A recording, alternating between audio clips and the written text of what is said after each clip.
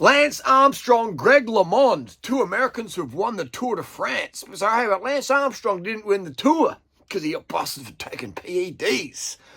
If you think that Greg LeMond won the Tour de France against the who's who of Euro dopers,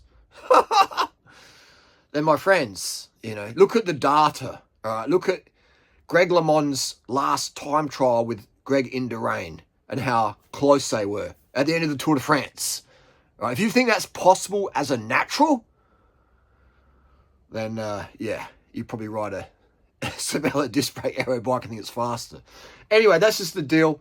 And again, as long as you're riding a bike, that's the main thing. But the reality is, there's limits on human physiology. Lance Armstrong, man, still today pulls in more views than any other cyclist. Okay? That's insane.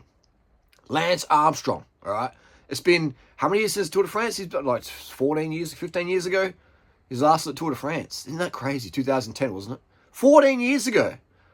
And he's still pulling mad views, mad discussion. Oh, Lance Armstrong was a great cyclist, the greatest, but it's a douchebag. Lance Armstrong was a fighter. The dude got cancer. He got terminal cancer.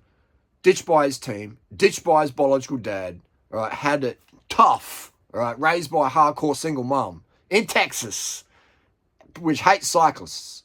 And Lance Armstrong won the Tour de France 7 times. The greatest sporting comeback history. The greatest sporting comeback in history. Period. What is mainstream sport is a better comeback than Lance Armstrong? It's fucking insane, man. It's insane. Okay. So that is inspirational. How he snitched on Tyler Hamilton and stuff like that, and that that definitely tarnishes a legacy. But that's the level. It's like the insanity at that top of the low body fat and the just doing the wrong way and just all these things.